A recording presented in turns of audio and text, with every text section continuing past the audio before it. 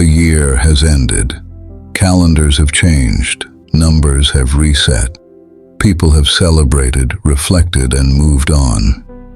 But here's the question almost no one asks. Has anything inside you actually ended, or did the year pass, while you stayed exactly the same? Because time does not ask for permission. It moves forward whether you are ready or not. And that is where something quiet begins. There is a moment in every life that almost no one notices. Not because it is loud, not because it is dramatic, not because it announces itself with pain or celebration, but because it feels ordinary.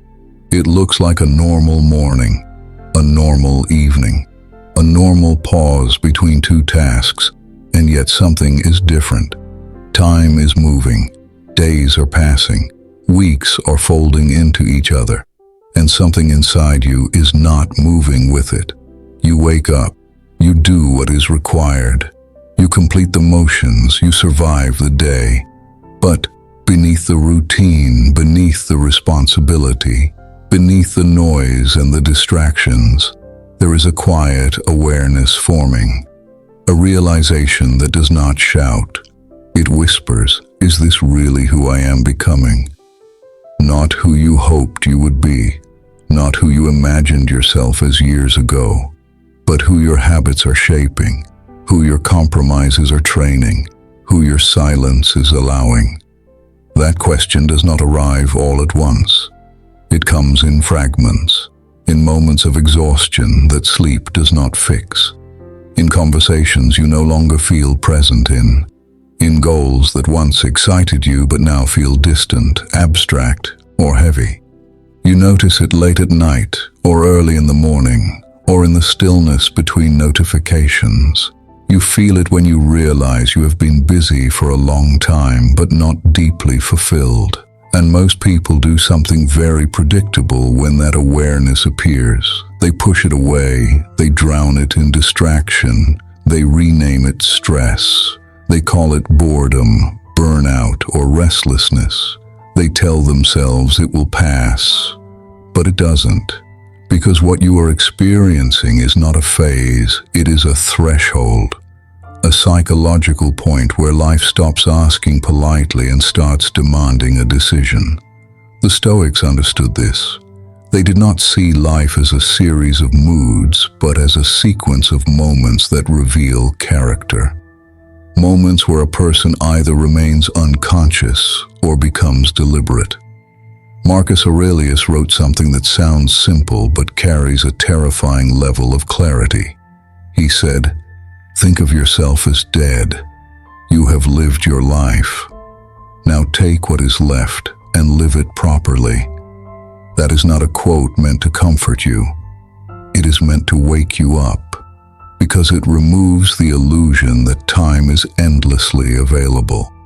It strips away the fantasy that there will always be a better moment to begin, and it forces one question into the open. If this were your last chapter, would you be satisfied with the direction you are moving in? Most people never ask that question honestly. They assume dissatisfaction is normal. They normalize quiet disappointment. They adjust their expectations downward until their life feels tolerable instead of meaningful. And then they call that maturity.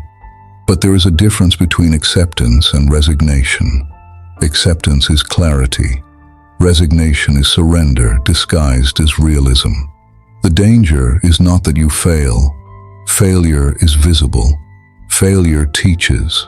The real danger is drifting through years, drifting through roles, drifting through routines without ever deciding who is in control. And drifting feels harmless, because nothing breaks all at once, but something erodes.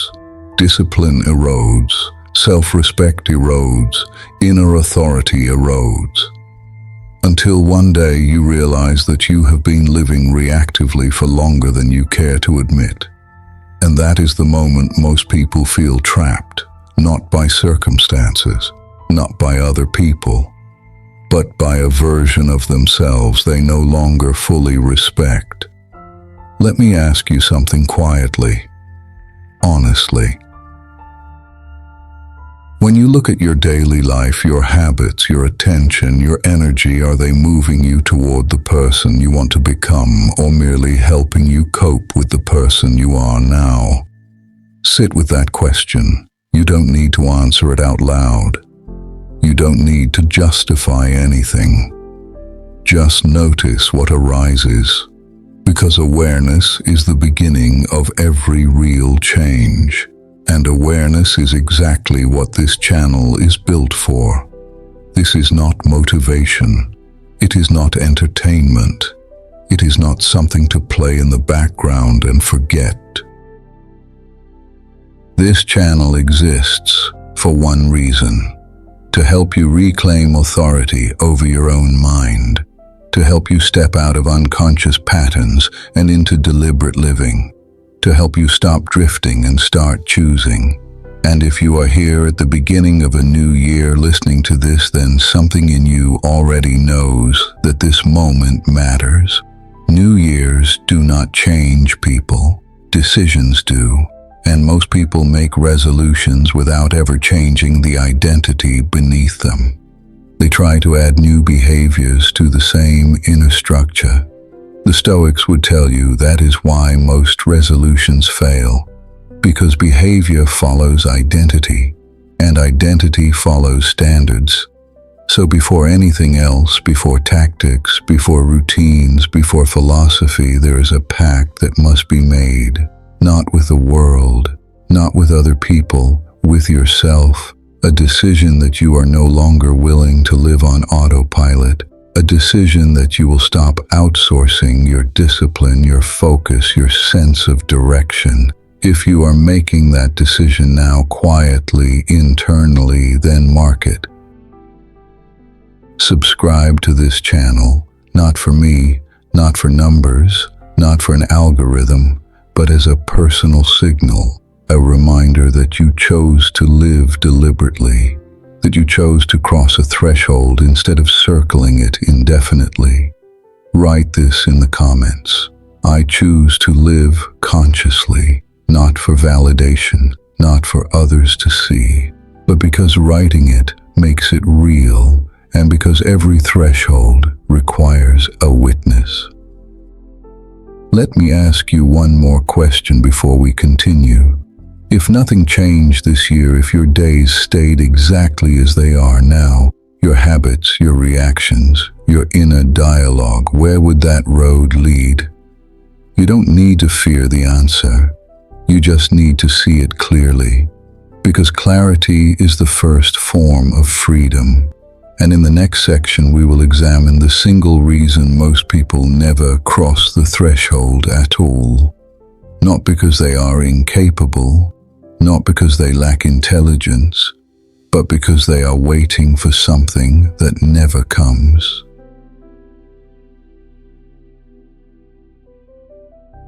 Most people believe that change fails because life is hard.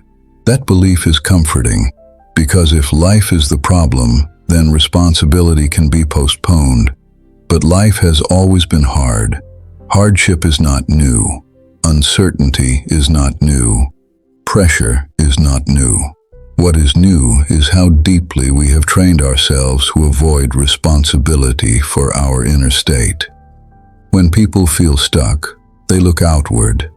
They blame circumstances. They blame timing. They blame the economy. They blame their childhood. They blame the behavior of other people. And all of those explanations feel reasonable. But they hide a more uncomfortable truth. Most people never cross the threshold, not because life is hard, but because self-command is uncomfortable. The Stoics were very clear about this. Epictetus, who was born into slavery and spent much of his life with no external freedom at all, said something that still unsettles people today. No man is free who is not master of himself. Read that slowly. Not master of his schedule, not master of his money, not master of his reputation, not master of other people, master of himself. That sentence removes every convenient excuse, because it tells you that freedom is not something granted from the outside.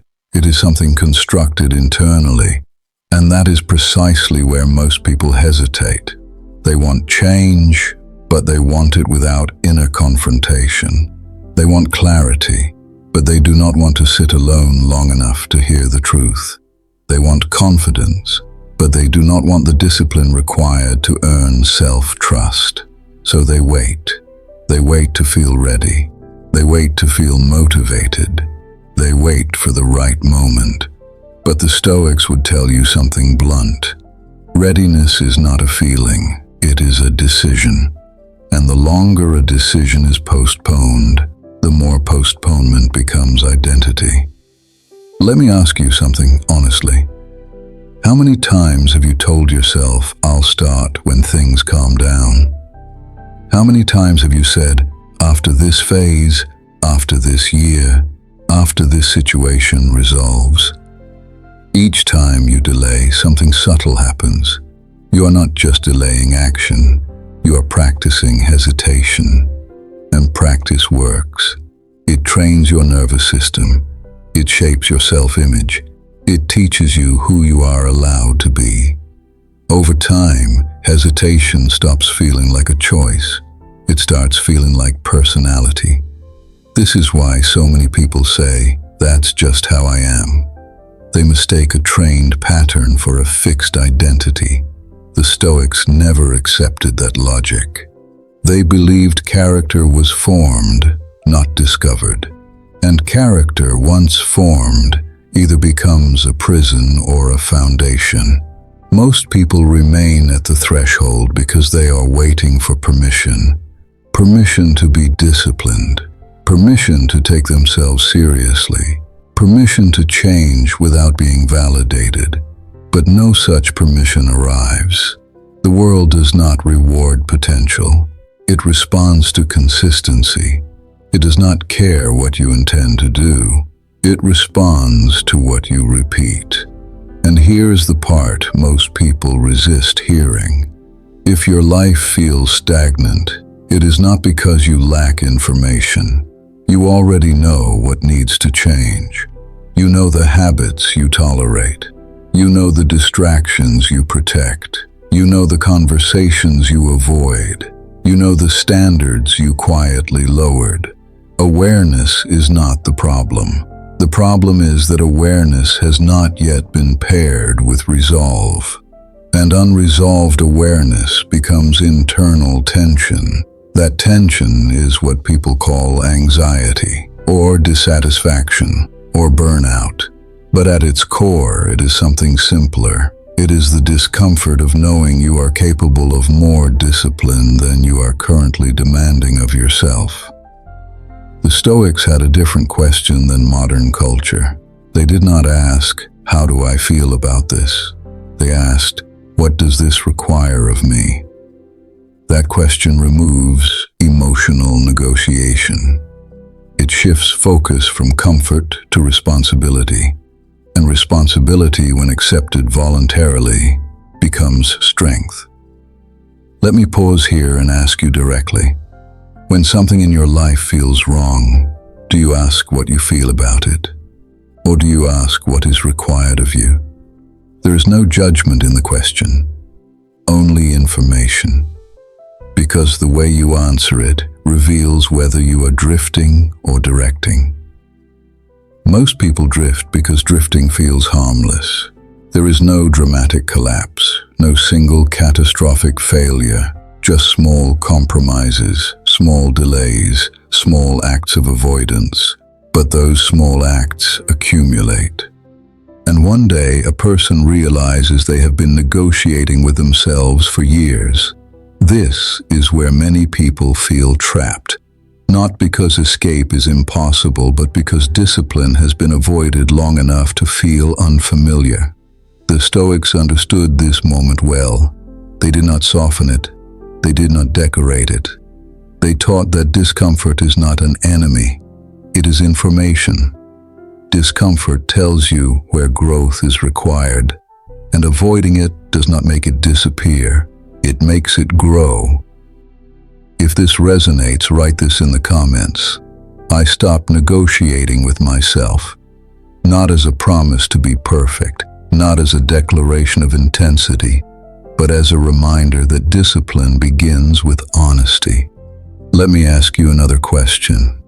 If you continue living exactly as you are now, with the same habits, the same reactions, the same internal dialogue, what kind of person will you be 1 year from today? Not the version you hope for, the version you are training. Because every day trains you. Every choice reinforces something. The Stoics believe that you are always becoming something, whether you are conscious of it or not. There is no neutral position. You are either strengthening self-command or weakening it. Crossing the threshold does not require dramatic action. It requires a shift in posture, from waiting to choosing, from reacting to directing, from hoping to deciding. And that decision is not loud. It does not announce itself. It does not require an audience. It is often quiet, but once made, it changes the way you move through the world. In the next section, we will dismantle the most dangerous illusion that keeps people waiting at the threshold. The illusion that there will be a better time, a clearer signal, a future version of you who finds discipline easier. There isn't, and understanding why may be the most freeing realization of all. There is a single word responsible for more unfinished lives than failure ever could. That word is later. Later, when things calm down. Later, when the timing feels right. Later, when you feel more confident. Later, when life becomes less demanding. Later feels harmless. It sounds reasonable. It disguises itself as patience and planning. But the Stoics saw it for what it really is. Delay. And delay, when repeated, is not neutral. It is corrosive. Seneca warned about this with brutal clarity. While we are postponing, life speeds by. That sentence is uncomfortable because it exposes a quiet truth. Time does not pause while you prepare yourself emotionally. It does not wait until you feel more capable. It does not slow down until you feel more certain. Time moves, relentlessly, indifferently. And every day you delay acting, you are not standing still. You are being shaped. Most people believe they are waiting for motivation. But motivation is rarely the real issue. What they are actually waiting for is emotional comfort. They want action to feel easier. They want discipline to feel natural. They want certainty before commitment. But the Stoics rejected this logic entirely.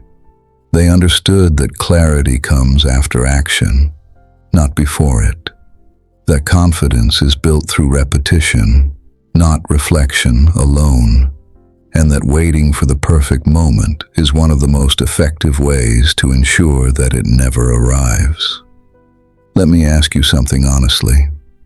How many times have you told yourself, "I'll start tomorrow"? Not because you are incapable, not because you are lazy, but because tomorrow feels safer than today. Tomorrow carries no cost. Today demands something. And every time you choose tomorrow, you reinforce a pattern of avoidance. The illusion of someday works because it allows you to feel responsible without being disciplined. It gives you the emotional relief of intention without the discomfort of execution. But intention does not shape character. Repetition does. The Stoics believed that your life is not defined by what you want, but by what you practice. And practice does not care about your excuses. It cares about frequency. This is why delay is so dangerous, because it trains you to associate discomfort with postponement. Over time, the nervous system learns. When something feels hard, avoid it. When something feels uncertain, wait. and that training compounds. Soon, even small acts of discipline feel overwhelming, not because they are difficult, but because avoidance has become familiar. Let this question sit with you. When was the last time you acted immediately on something you knew mattered? Not after thinking about it, not after researching it, not after waiting for reassurance. Immediately. If that moment feels distant, that is not an accident. It is evidence of a pattern. The Stoics would tell you that freedom begins when you stop negotiating with time. Epictetus once said that we suffer more from our judgments than from events themselves. Delay is a judgment. It is the belief that the present moment is not sufficient, that you are not ready yet, that now is not enough. But now is all that ever exists. And every time you refuse to act now, you teach yourself something subtle. You teach yourself that your word to yourself is flexible, that it can be postponed, that it can be renegotiated. Over time, self-trust erodes, and without self-trust, discipline collapses. This is why so many people feel stuck. Not because they lack willpower, but because they no longer believe their own commitments. They have broken too many small promises to themselves, and the cost of that is not guilt. It is hesitation. Let me ask you directly, when you make a plan and delay acting on it, how does that make you feel afterward? Not relieved, not justified, but underneath that, does it strengthen your sense of control, or does it quietly weaken it? Be honest, because honesty is the first discipline. The Stoics were not obsessed with productivity. They were obsessed with alignment. Alignment between intention and action. Alignment between values and behavior. Alignment between what you say matters and how you spend your time. They understood that every delay creates friction between who you believe you are and how you actually live. And friction, when left unresolved, becomes internal conflict. That conflict is exhausting. It is why people feel tired even when they are not doing much. It is the fatigue of carrying unresolved intention. If this resonates, write this in the comments. I act when it matters. Not as a declaration of perfection, but as a reminder that action builds clarity. Let me ask you another question. If you knew with certainty that this year would end faster than you expect, what would you stop postponing? Not someday, not eventually, now. The Stoics practiced something modern culture avoids. They regularly contemplated the finiteness of time, not to induce fear, but to sharpen focus. Because when time is taken seriously, procrastination loses its power. You stop waiting for motivation. You stop waiting for permission. You stop waiting to feel ready. You act because action is the only thing that moves life forward. Crossing the threshold is not about intensity. It is about immediacy, doing the next right thing without negotiation. Not because it feels good, but because it aligns you with who you want to become. In the next section, we will confront another illusion that keeps people waiting. The belief that motivation is required before discipline can begin. That belief has quietly sabotaged more lives than doubt ever could. Most people believe their problem is motivation. They think they need to feel inspired. They think they need to feel ready. They think they need to feel confident before they begin. So they wait. They wait for the mood. They wait for the spark. They wait for the day when action feels natural.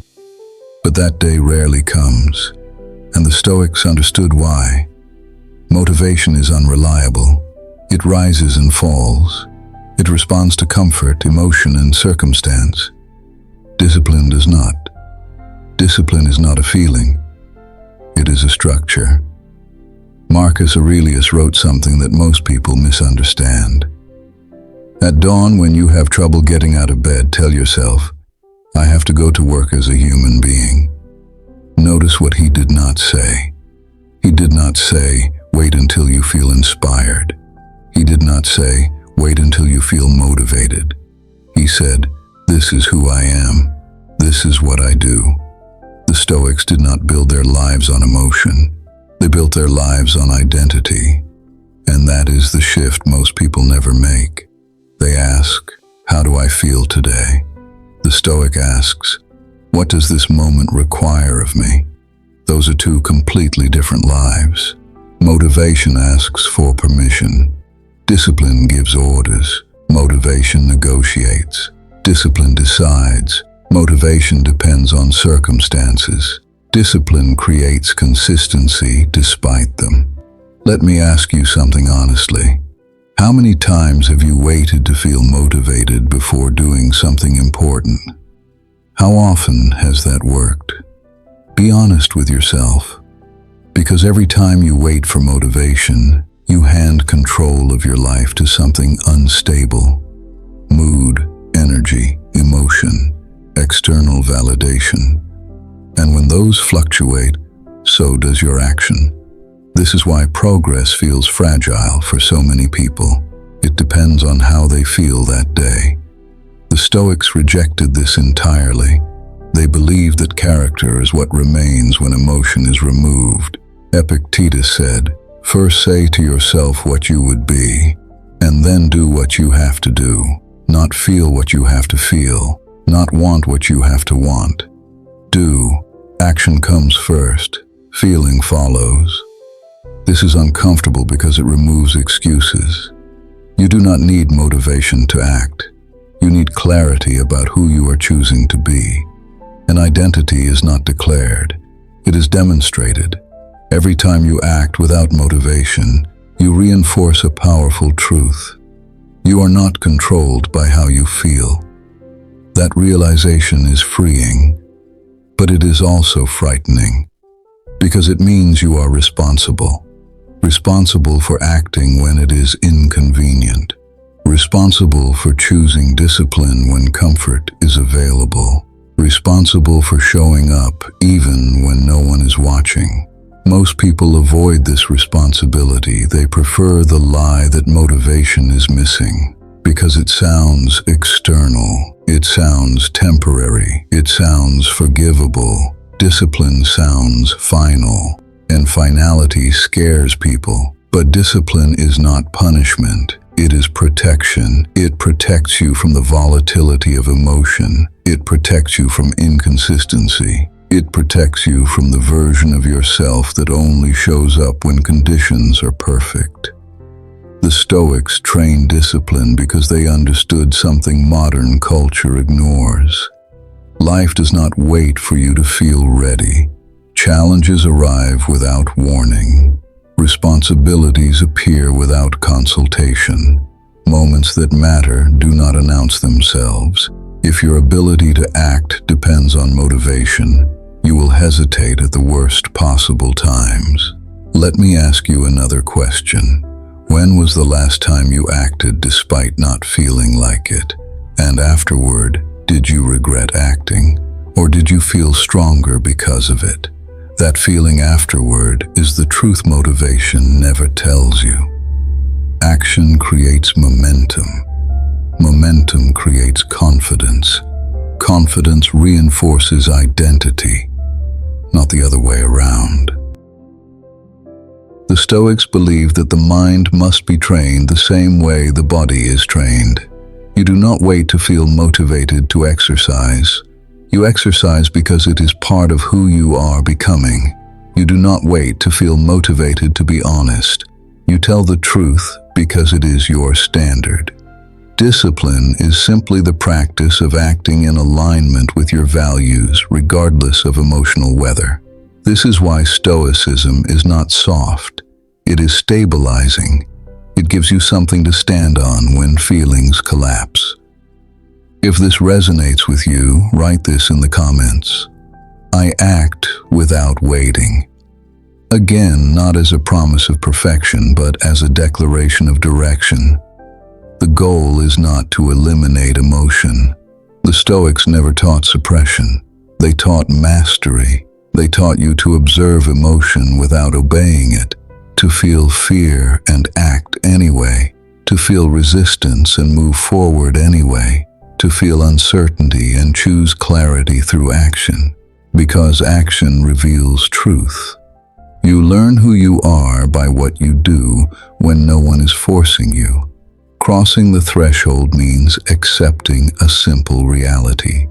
You will never feel ready enough. You will never feel motivated enough. You will never feel confident enough. And waiting for those feelings is how people stay exactly where they are. The Stoic path is different. You act first. You stabilize your behavior. You let emotion catch up later. And over time, something profound happens. Your mind learns that you are dependable, that when you say you will act, you do, and that trust in yourself, becomes unshakable. In the next section, we will confront something even deeper. Why most people cannot sustain discipline even when they understand it, and why the real obstacle is not effort, but identity.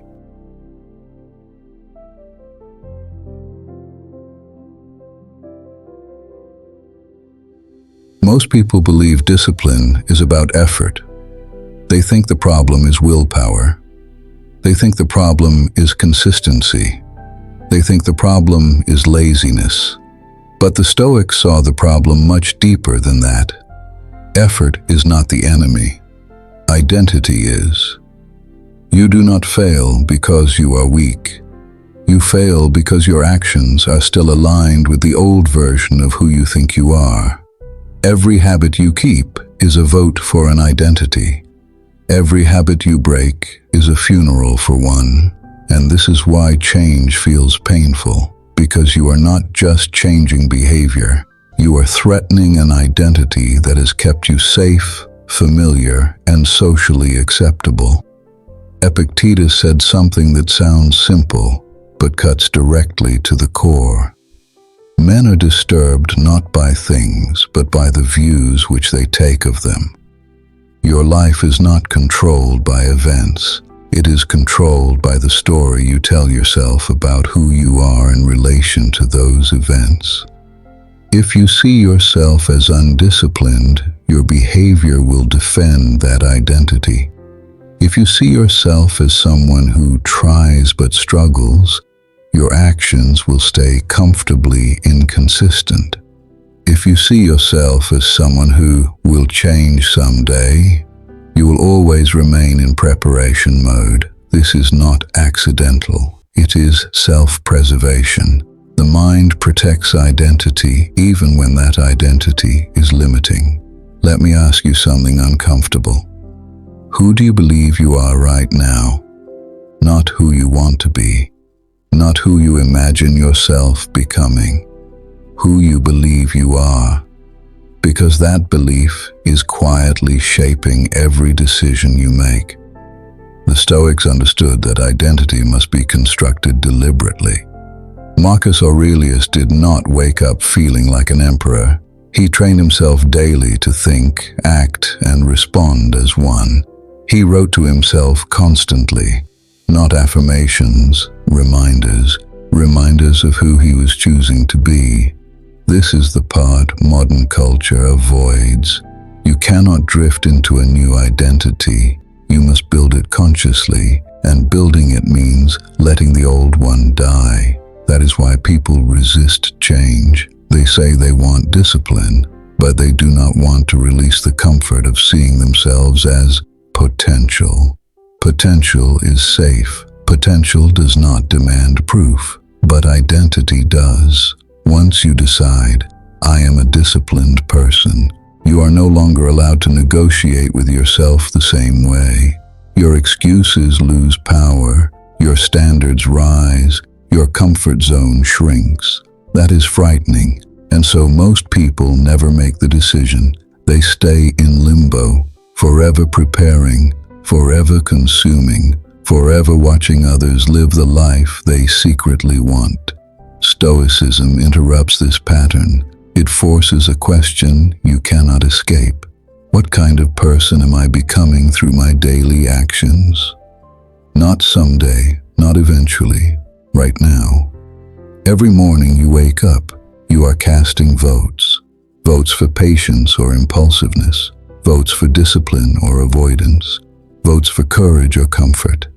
And the identity with the most votes wins. This is why discipline feels exhausting when it is not rooted in identity. You are constantly forcing yourself to act against who you believe you are. That creates friction. That creates burnout. That creates collapse. The Stoic solution is not more effort. It is alignment. You do not say, "I will try to be disciplined today." You say, "I am the kind of person who does not abandon commitments." That shift is subtle, but it is powerful, because behavior follows belief. Ask yourself this: if someone watched your life for 1 week, what would they conclude about who you are? Not what you say, not what you post, not what you intend, what you repeatedly do. Would they say you are disciplined, focused, intentional? Or would they say you are reactive, distracted, and postponing your own potential? This is not a judgment, it is data. The Stoics treated their lives like experiments. They observed themselves honestly, without drama, without self-hatred, and then they adjusted. Epictetus taught that freedom comes from self-governance, not external control, not domination, not status. Self-governance. That means you decide who you are, and then you behave accordingly. If this resonates, write this in the comments. I choose my identity. Again, not as a performance, but as a reminder. Because identity is not decided once. It is reinforced daily, and there will be resistance. The old identity will fight back. It will whisper comfort. It will suggest delay. It will remind you of past failures. This is normal. The Stoics expected resistance. They trained for it. They did not ask, "How do I eliminate resistance?" They asked, "How do I act despite it?" Identity is forged under pressure. Every time you act in alignment with the person you are becoming, you weaken the grip of the person you are leaving behind. And slowly, almost quietly, something shifts. Discipline stops feeling like force. It starts feeling like integrity. You are no longer pushing yourself. You are expressing yourself. That is the moment you truly cross the threshold. In the next section, we will address the hidden enemy that pulls people back even after they begin to change. Comfort. And why the Stoics treated comfort not as a reward, but as a danger. Most people believe comfort is harmless. They think comfort is rest. They think comfort is reward. They think comfort is something you earn after enduring stress, pain, or struggle. The Stoics saw comfort very differently. To them, comfort was not neutral, it was dangerous. Not because comfort is evil, but because it quietly rewires the mind to avoid effort, avoid discomfort, and avoid growth. Seneca warned about this directly. He wrote, "Set aside a certain number of days, during which you shall be content with the scantiest and cheapest fare, with coarse and rough dress, saying to yourself the while, 'Is this the condition that I feared?'" Why would a philosopher recommend this? Because comfort dulls perception. When life becomes too comfortable, you stop noticing your own decline. You stop noticing that your discipline is weakening. You stop noticing that your attention is fractured. You stop noticing that your standards are lowering. Comfort does not attack you, it sedates you. It makes delay feel reasonable. It makes compromise feel justified. It makes weakness feel normal. And worst of all, It makes stagnation feel safe. Let me ask you something honestly. How much of your day is structured to avoid discomfort, avoid silence, avoid boredom, avoid effort, avoid friction, avoid self-confrontation? Think about it. The phone is always within reach. Entertainment is endless. Distraction is socially acceptable. Excuses are encouraged. Modern life is designed to remove friction at every turn. But friction is where character is forged. The Stoics understood something modern culture tries to erase. Strength is built through resistance. Without resistance, the mind becomes fragile. Marcus Aurelius wrote, "The impediment to action advances action. What stands in the way becomes the way." That is not poetic language. It is instruction. If you remove every obstacle from your life, you remove the very conditions that create resilience. This is why people collapse over small inconveniences, a delayed response, a critical comment, a disrupted plan. They have trained themselves to expect comfort, so discomfort feels like injustice. The Stoic does the opposite. He expects difficulty, not pessimistically, not cynically, but realistically.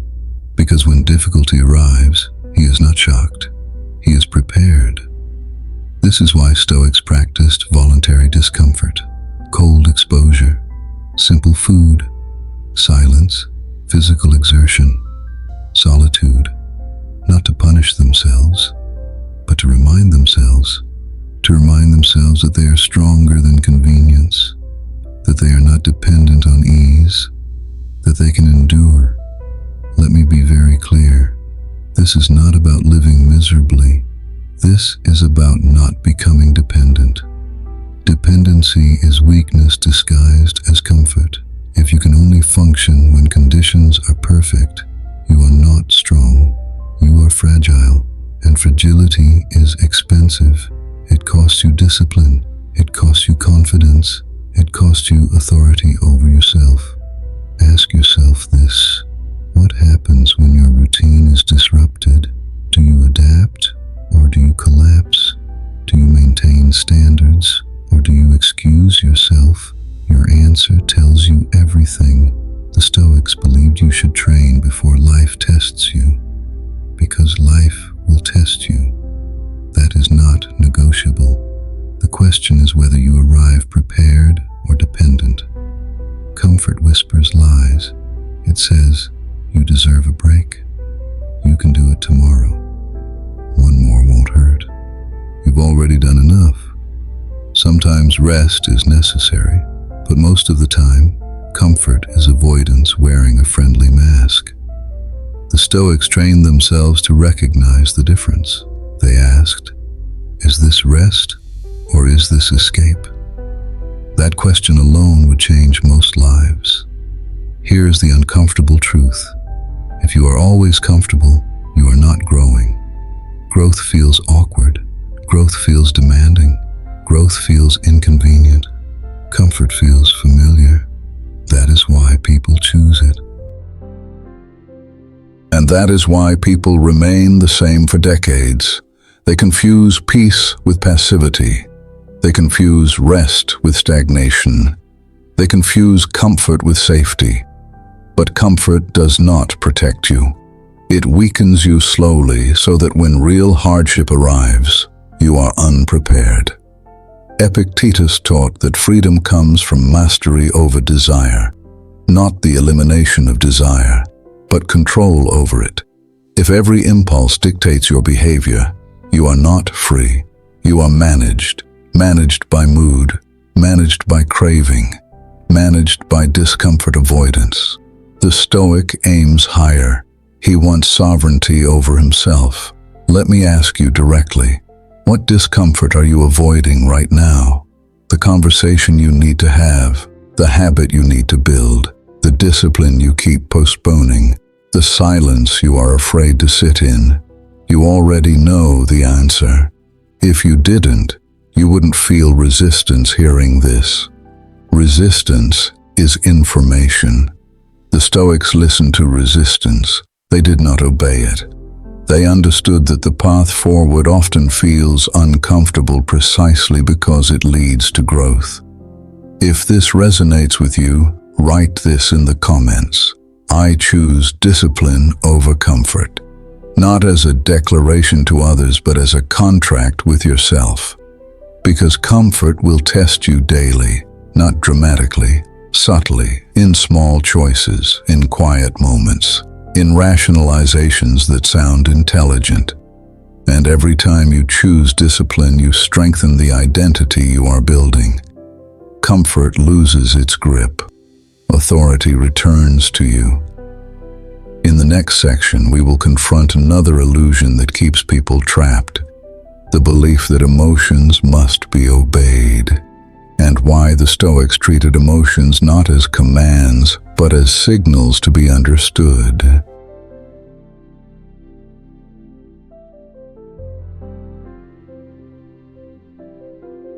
There is a moment when discipline stops feeling like effort and starts feeling like identity. Most people never reach that moment. They live their entire lives negotiating with themselves, arguing with their own intentions, starting strong, then slowly loosening the standard. They tell themselves, I'll be disciplined when I feel motivated. I'll be consistent when life calms down. I'll take this seriously when the results start showing. But Stoicism teaches something far more uncomfortable. Discipline is not a mood. It is not a phase. It is not something you switch on when convenient. It is who you are when no one is watching. And the reason most people fail to cross the threshold is because they treat discipline like a tool instead of a way of being.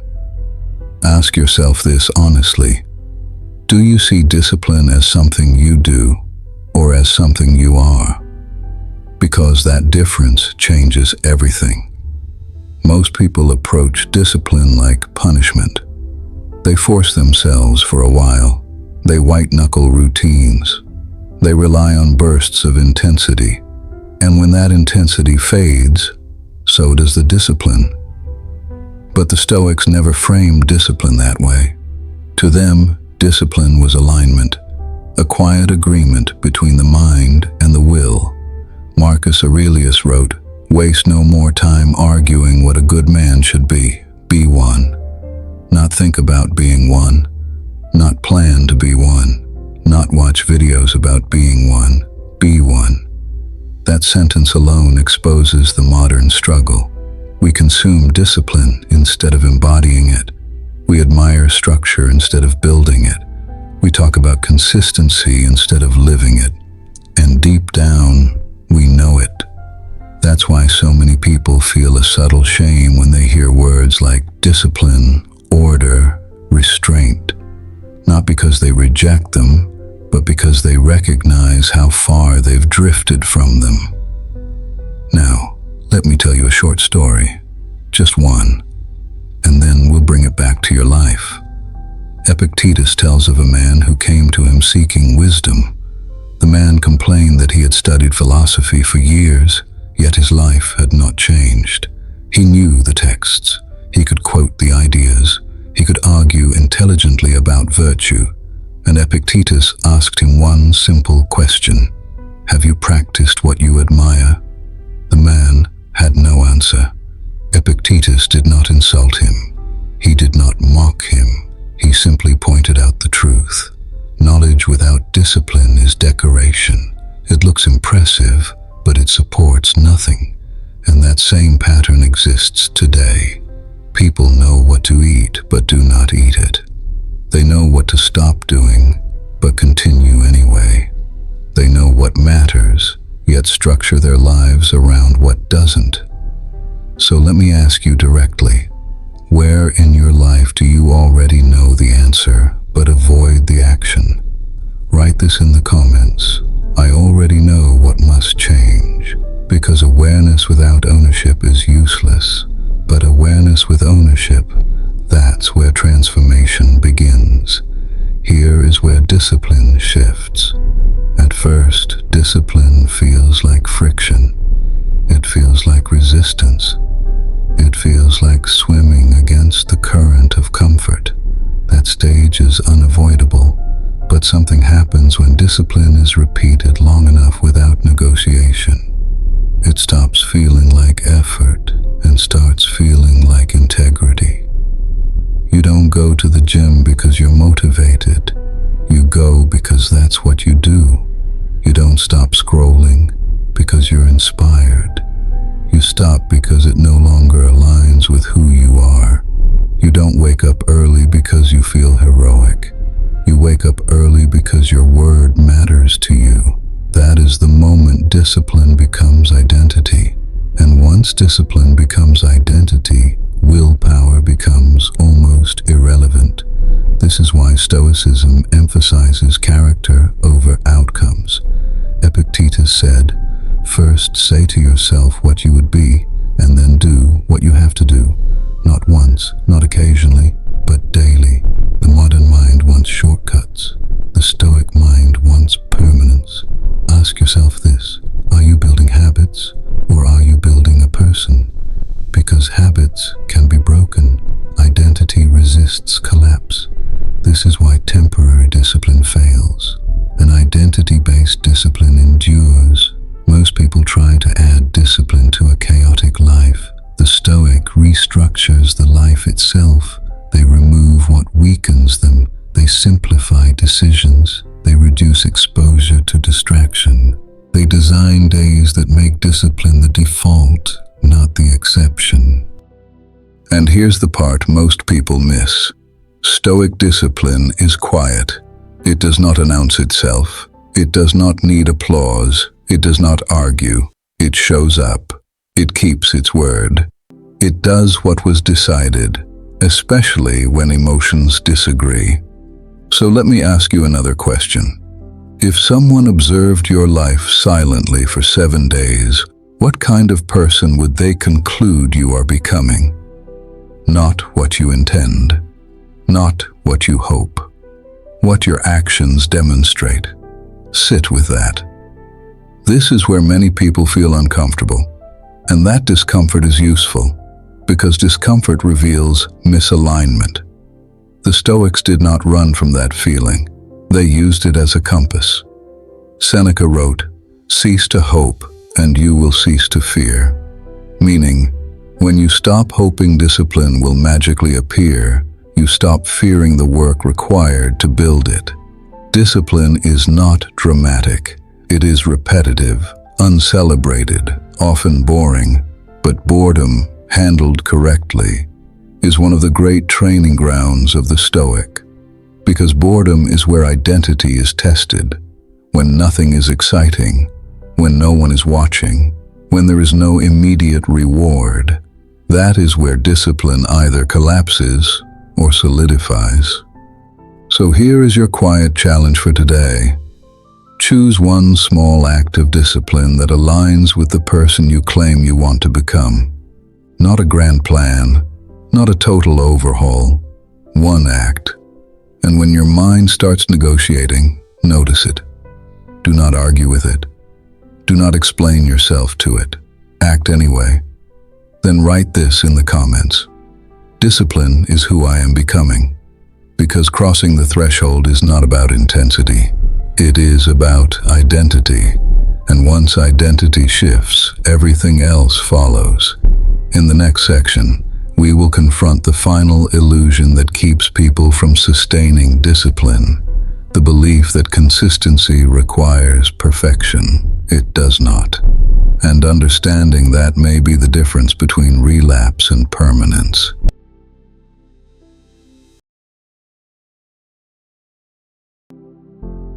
There is a discipline that almost no one practices anymore. Not because it is difficult to understand, but because it is difficult to tolerate. The discipline of saying no. No to distractions that feel harmless. No to obligations that drain you. No to versions of yourself that are familiar but small. Most people think discipline is about forcing yourself to do more. More work, more effort, more suffering. The Stoics understood something deeper. Real discipline is often subtraction. It is the ability to remove what weakens you. Epictetus once said that if you want to improve, you must be willing to be seen as foolish or selfish by others. Why? Because the moment you begin to say no, you disrupt expectations. People are used to your availability. They are used to your compliance. They are used to your silence. And when you begin to protect your time, your focus, your energy, it feels threatening to those who benefited from your lack of boundaries. Let me ask you something. How many times have you said yes when your body and mind were already exhausted? How many times have you agreed to something, then quietly resented it afterward? How many times have you betrayed your own priorities to avoid discomfort, conflict, or explanation? Most people are not undisciplined in action. They are undisciplined in refusal. They allow too much in, too many conversations, too many opinions, too many obligations, too much noise. And then they wonder why they feel scattered, overwhelmed, and unfocused. Marcus Aurelius warned against this when he wrote that you must guard your mind carefully, because what you let in becomes what you live with. Every yes is a trade. Every yes costs you something. Time, attention, energy, presence. And if you never choose consciously what deserves your yes, your life becomes a collection of other people's priorities. The Stoic does not live this way. The Stoic understands that peace is not found by doing everything. It is found by doing what matters. This is where many people hesitate, because saying no creates friction. It disappoints, it confuses, it sometimes isolates. But Stoicism does not promise comfort. It promises clarity, and clarity demands boundaries. Think about your average day. How much of it is intentional, and how much of it is reactive? How often are you responding instead of choosing? This section is not about becoming cold or detached. It is about becoming selective, about realizing that your attention is sacred, that not everything deserves access to you, that not every request is reasonable, not every invitation is aligned, not every opportunity is actually an opportunity. The Stoics believed that a disciplined life begins with knowing what to avoid. Seneca wrote that life is long enough if you do not waste it. But waste does not always look dramatic. Sometimes waste looks like scrolling when you should be resting, like talking when you should be thinking, like agreeing when you should be walking away. Let me ask you again, and this time answer honestly. What are you tolerating right now that quietly erodes your respect for yourself? What do you keep allowing because it feels easier than setting a boundary? What would change in your life if you removed just one thing that no longer serves you? This is not about radical transformation overnight. This is about one disciplined #1 refusal that restores a piece of your authority. Because every time you say no to what weakens you, you say yes to what strengthens you. And that is how identity is built. Not through grand declarations, but through quiet, repeated decisions. If this resonates with you, write this in the comments. I protect my energy, not for the algorithm, but as a signal to yourself. Because the Stoic path is not about pleasing everyone. It is about living in alignment with what you know is right. And in the next section, we will confront something even more uncomfortable. What happens when you stop explaining yourself, and why silence, when chosen deliberately, becomes one of the greatest forms of strength. There comes a point in a person's life where explanation becomes a weakness. Not because words are wrong, not because communication is bad, but because you begin explaining yourself to people who are no longer listening. Most people talk too much. They explain too much. They justify themselves endlessly. They want to be understood. They want to be validated. They want others to agree with their choices so they can feel at peace with them. The Stoics saw this as a trap. Epictetus once said that if you want to be free, you must stop trying to control how others see you. Think about that. How much of your energy is spent managing perception, clarifying, defending, rewriting your intention so others won't misunderstand you? And yet, the more you explain, the more power you give away, because explanation is often a negotiation, a subtle request for permission. Marcus Aurelius wrote that it is enough to act rightly without needing witnesses or applause. Silence, when chosen deliberately, is not weakness. It is authority. Let me ask you something uncomfortable. Who are you still explaining yourself to? Who do you feel the need to convince that your choices make sense? Who benefits from your over-explaining while you quietly feel drained afterward? The Stoic does not waste words on people who have already decided. They observe patterns instead of arguments. They respect action more than reassurance. This is where many people struggle, because silence feels risky. It feels like loss of control, like surrender, like being misunderstood. But here is the truth most people never learn. You will be misunderstood no matter what you do. Explaining does not prevent judgment. It only postpones it. So the Stoic asks a different question. Not, do they understand me, but, am I aligned with my values? Because alignment creates peace. Explanation creates dependency. Seneca warned that we suffer more in imagination than in reality. Much of that suffering comes from trying to manage reactions that were never ours to begin with. When you stop explaining, something interesting happens. You begin to hear yourself again. Your intuition becomes clearer. Your decisions become firmer. Your presence becomes heavier.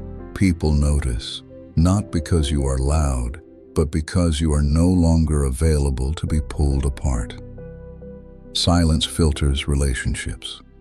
Those who respect you will adapt. Those who relied on your over-availability will resist. Those who thrived on your self-doubt will disappear. And that is not loss. That is alignment. Let me ask you this, slowly and honestly. What would change if you spoke less and observed more? What if you allowed your actions to answer questions your words never could? What if you stopped explaining and simply stood where you stand? The Stoics believe dignity does not announce itself. It is felt. It does not chase understanding. It does not beg for clarity. It does not argue its worth. It simply remains. If this speaks to you, write this in the comments. I no longer over-explain.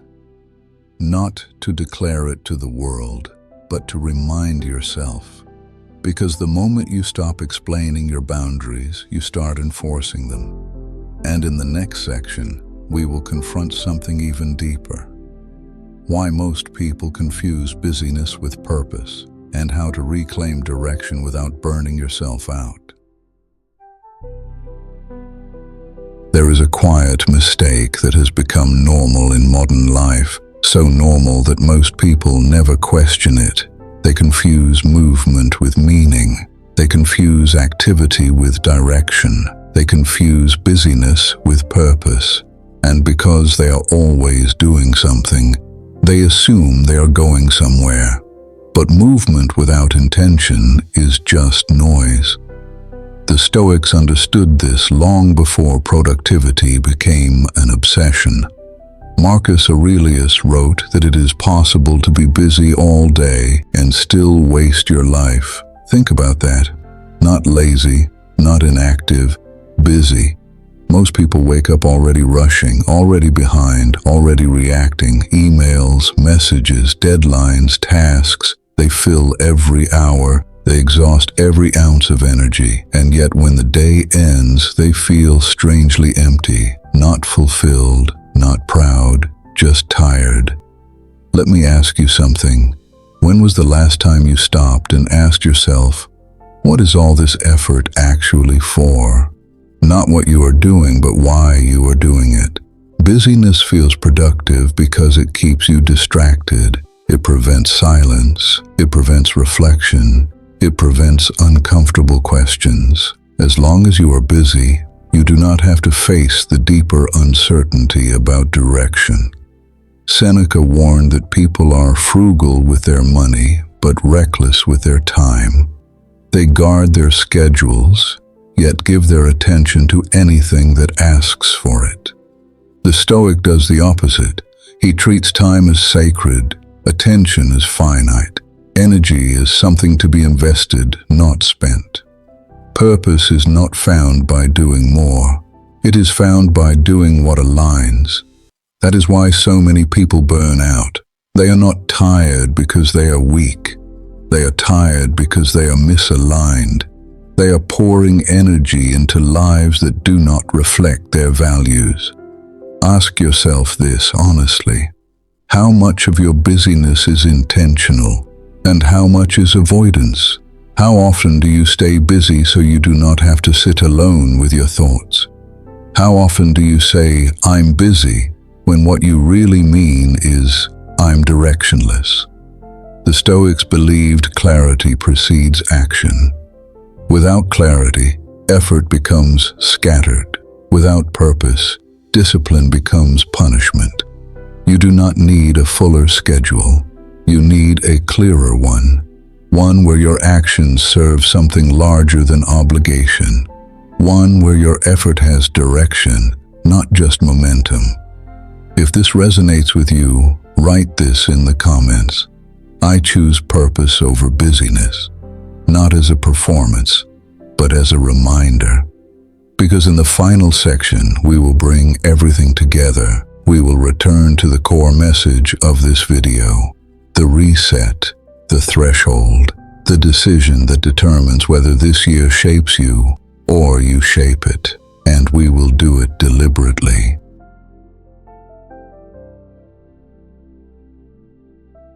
There is a reason this message matters now, not later, not someday, now, because time does not wait for clarity, and the year does not pause to ask if you are ready. This is why this video is called Reset the Mind Before the Year Resets You. Because every year, without exception, does one of two things. It is shaped by conscious intention, or it shapes you through repetition. Most people enter a new year carrying the same mental patterns, the same reactions, the same compromises, the same internal chaos. They change calendars, but not consciousness. And then they wonder why nothing truly changes. The Stoics would not be surprised. Marcus Aurelius warned that you cannot live the same way and expect a different inner life. A reset is not a resolution. It is not a promise. It is not a burst of motivation. A reset is a decision about how you will meet reality. Let me ask you something important. If nothing changes in how you think, in how you respond, in how you choose, what will this year actually become? Another cycle of distraction, another year of being busy but unfocused, another chapter you barely remember because you were never fully present. The year does not ask permission to test you. It will test your patience, your discipline, your emotional control, your priorities. If you do not reset your mind, the year will reset you instead. Through stress, through exhaustion, through circumstances you did not prepare for. The Stoics believed preparation was the highest form of self-respect. Not optimism, not hope. Preparation. That is what crossing the Stoic threshold truly means. It means you stop drifting into days. You stop reacting to life. You stop outsourcing your inner authority. And you begin meeting each moment deliberately. Resetting the mind does not mean becoming rigid or cold. It means becoming stable, so that when chaos appears, you are not shaken. When pressure rises, you are not scattered. When uncertainty arrives, you do not collapse inward. Ask yourself this, honestly. What mental habits do you need to leave behind before they follow you into this year? What patterns no longer deserve another 12 months of your life? What would change if you entered this year already grounded, already clear, already disciplined? This is not about becoming perfect. It is about becoming intentional. The Stoics never chased control over life. They trained control over themselves, and that training began with awareness, with choosing how to think, how to respond, how to stand firm when others drift. If this message resonates with you, write this in the comments. I reset my mind, not as a slogan, not as motivation, but as a commitment. Because once the year begins to move, it will not slow down for you.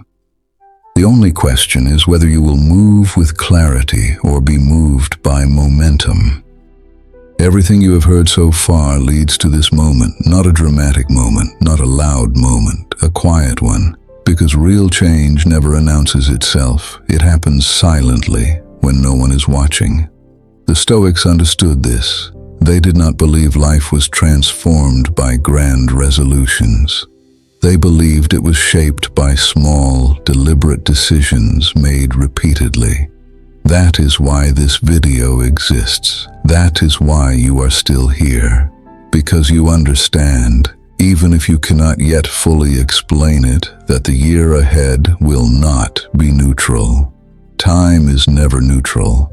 It either carries you forward with intention, or it carries you away through repetition.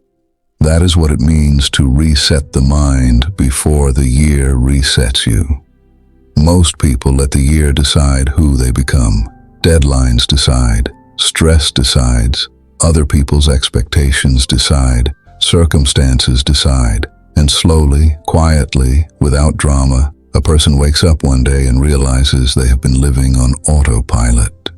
Marcus Aurelius warned against this exact danger. He wrote that a person can live a long life and still miss it entirely, not because they were lazy, not because they were immoral, but because they never governed themselves. Ask yourself something honestly. If you keep thinking the same way, reacting the same way, choosing the same comforts, avoiding the same discomforts, where will you be by the end of this year? Not where you hope to be, not where you wish to be, but where your current habits are actually taking you. This is not pessimism, it is clarity. The Stoics never confused hope with preparation. Seneca said that luck is what happens when preparation meets opportunity, but preparation begins internally, with how you think, with how you interpret events, with how you respond when things do not go your way. Resetting the mind is not about becoming emotionless, it is about becoming stable, so that when the year tests you, and it will, you are not surprised by yourself. So that when pressure arrives, you do not abandon your principles, so that when motivation fades, discipline remains. Let me say something important. This reset does not happen once, it happens daily. The Stoics practiced reflection every morning and every evening. Marcus Aurelius wrote his meditations not for the world, but for himself, as a reminder, as a correction, as a way to return to the standard he chose to live by. That is what this channel is meant to be, not noise, not hype, not escape, a place to return to, a place to think, a place to recalibrate, a place to remember who you decided to be when you were clear. If you are listening to this and something inside you feels steady, not excited, not emotional but resolved, then you are already crossing the threshold. And this is where I ask you to make something explicit, not to me, to yourself.